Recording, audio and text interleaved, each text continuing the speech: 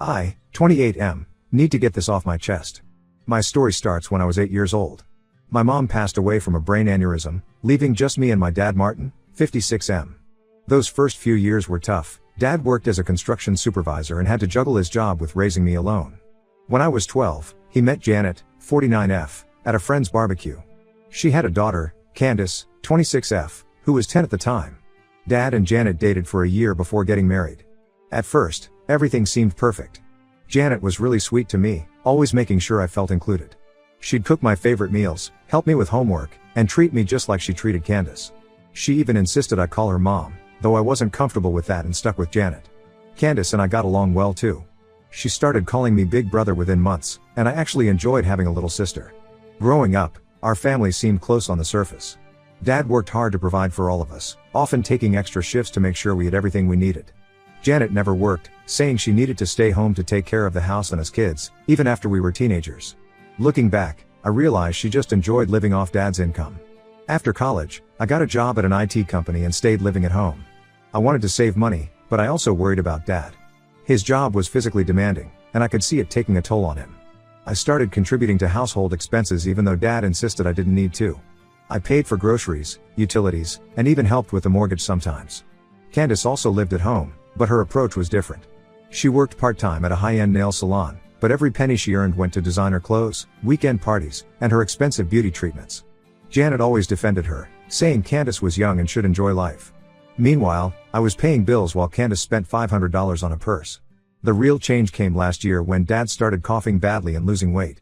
I pushed him to see a doctor, but Janet and Candace said I was overreacting. When he finally went, the diagnosis hit us like a truck: stage 4 lung cancer. The doctors gave him 6 months at most. Those 6 months were the hardest of my life. I took extended leave from work to care for Dad. I drove him to every chemo appointment, managed his medications, and spent nights by his hospital bed. Janet and Candace barely helped. Janet claimed she was too emotionally fragile to handle seeing him sick. Candace was always too busy with her friends or too tired from her part-time job. They'd show up at the hospital for an hour, take some pictures for social media about being there for family, then leave. Dad's medical bills were massive. Insurance covered some, but there was still a lot to pay. I emptied my savings and even took a loan to help cover the costs. When I asked Janet and Candace to contribute, Janet said they were saving their money for emergencies. I later found out their emergencies meant Candace's spa treatments and Janet's shopping trips. Dad fought hard, but the cancer was aggressive. He passed away 3 months ago in his sleep. I was holding his hand when he took his last breath. Janet and Candace were at a restaurant, saying they needed to clear their heads. The day after Dad's funeral, everything changed. Janet asked me to come to the living room for a talk. Candace was there too, looking smug. Janet's sweet stepmom act disappeared completely. She told me that since Dad was gone, there was no reason for me to stay with them anymore. According to her, they needed to move on and having me around would make that harder. I was shocked. I reminded her that I'd been paying bills and helping with expenses for years. Janet laughed and said that meant nothing now that Dad was gone. She said she needed to focus on her real family, meaning her and Candace. When I pointed out that they'd called me son and brother for 16 years, Candace snorted and said that was just to make Dad happy. I tried reasoning with them. The house had been my home for most of my life. I had nowhere else to go, having spent my savings on Dad's treatment. Janet's response was to threaten calling the cops if I didn't leave by the next day. She said she'd tell them I was harassing them and refusing to leave their house. I spent that night in my room, looking at old family photos and wondering if any of it had ever been real. The next morning, I packed whatever I could fit in my car. As I was leaving, Candace stood in the doorway, smirking and waving goodbye like she was enjoying the show. My friend Carl let me crash on his couch while I figured things out. I was struggling financially. The loan payments for Dad's medical bills were eating up most of my salary. Finding an apartment was hard with my credit hit by the medical loans, but Carl helped me deal with landlords and eventually co-signed a lease for me. I went completely no contact with Janet and Candace, blocking them everywhere. I focused on work, got a promotion, and slowly started rebuilding my savings. Carl helped me through the worst days when the betrayal felt fresh and raw. I thought that chapter of my life was over. But last week, something happened that changed everything. Ida for what I did next? Update 1 first, I want to thank everyone for their supportive comments on my last post. Reading your responses helped me realize I wasn't overreacting about Janet and Candace's behavior.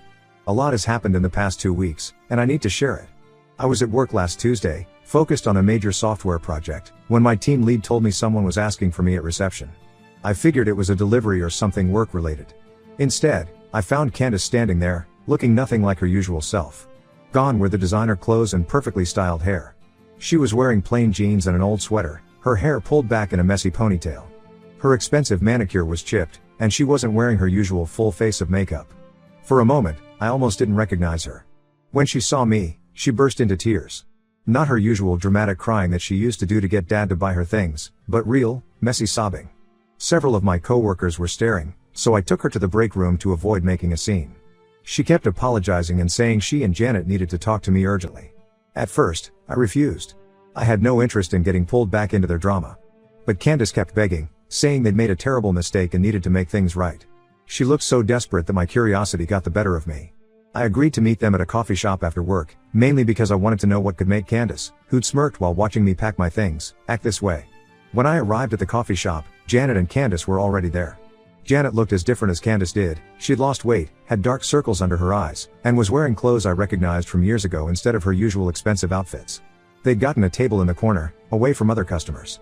Janet started crying the moment I sat down. She launched into this long, dramatic speech about how sorry they were and how they'd made a horrible mistake.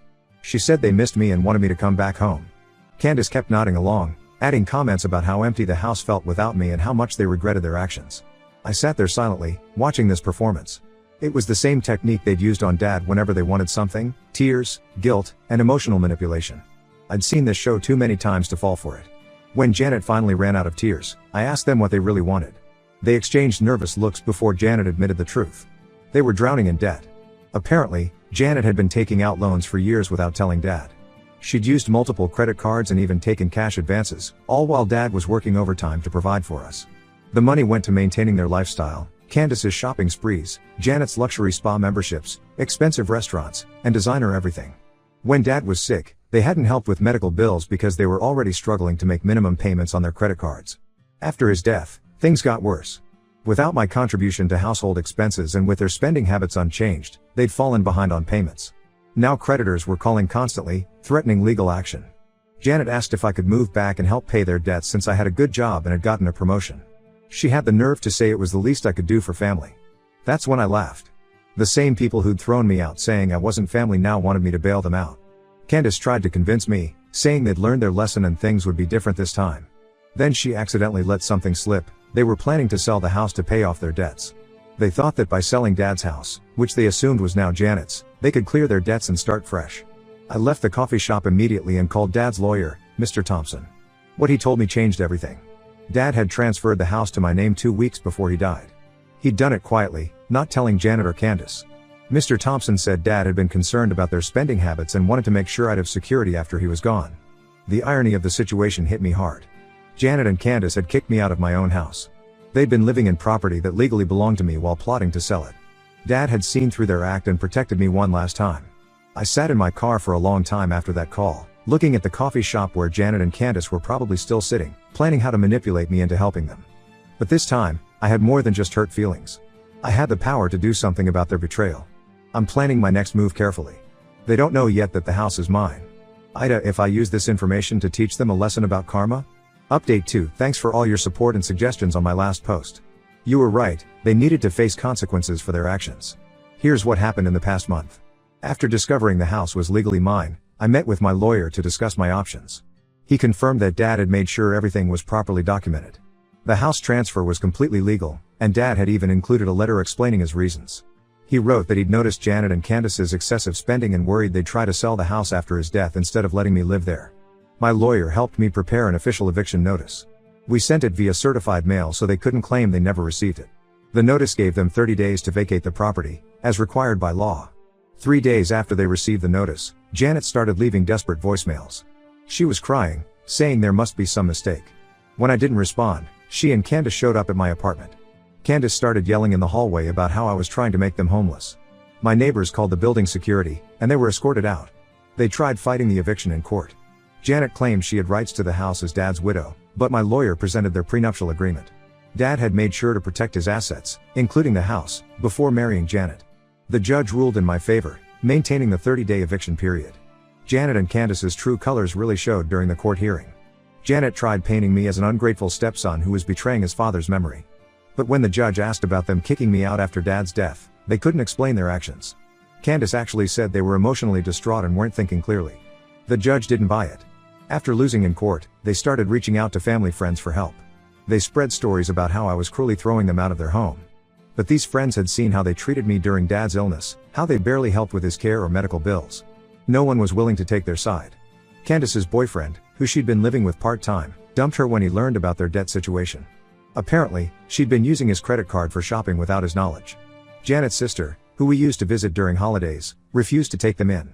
She told me later that she'd warned Janet about her spending habits for years, but Janet never listened. Yesterday was eviction day. I arrived with my lawyer and a police officer, expecting drama. The house was a mess. They'd clearly stopped taking care of it after Dad died.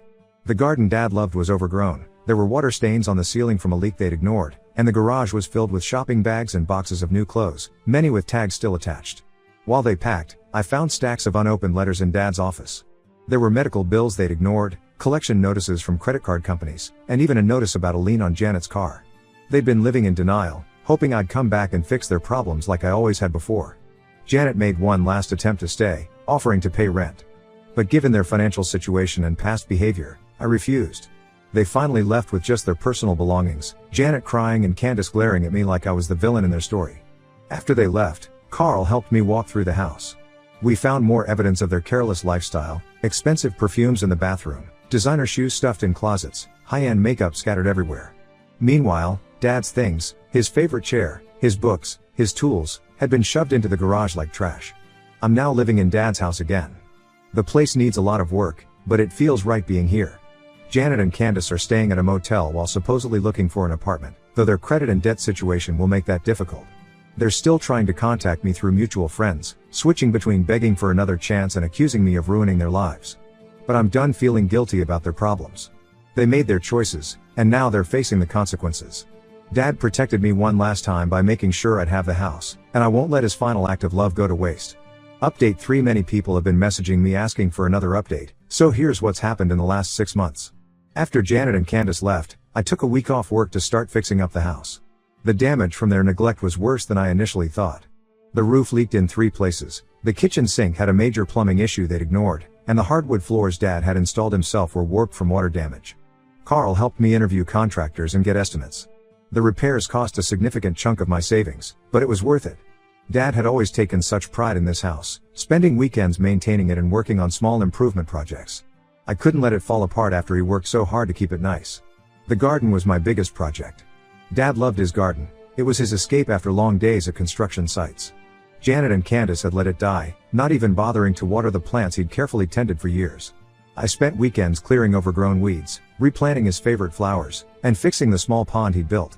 Carl's mom, who's an avid gardener, helped me salvage some of Dad's old plants and taught me how to care for them.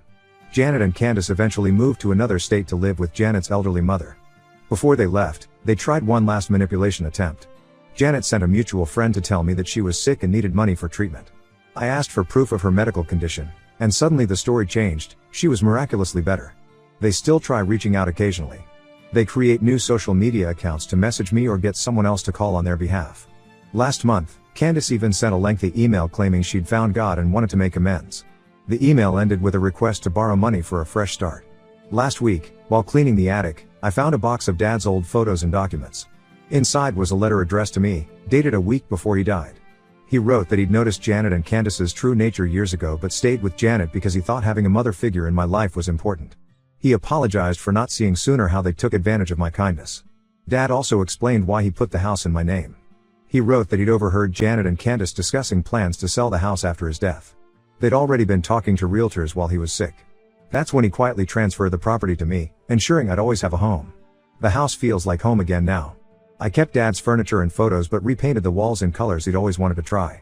His tool shed is exactly as he left it. I use his tools whenever I work on house projects, and it feels like he's still teaching me how to fix things. Carl still comes over often, and we've started a tradition of Sunday barbecues in the backyard, just like Dad used to do. Sometimes when I'm working in the garden or fixing something around the house, I feel Dad's presence, and I know he'd be proud that I'm taking care of his legacy. I've learned that family isn't about who claims the title, it's about who stands by you when things are tough. Carl has been more family to me than Janet and Candace ever were. Dad knew that blood doesn't always mean loyalty, and his final act of putting the house in my name protected me from people who only pretended to care. This will be my final update. I'm at peace with everything now, and it's time to close this chapter completely.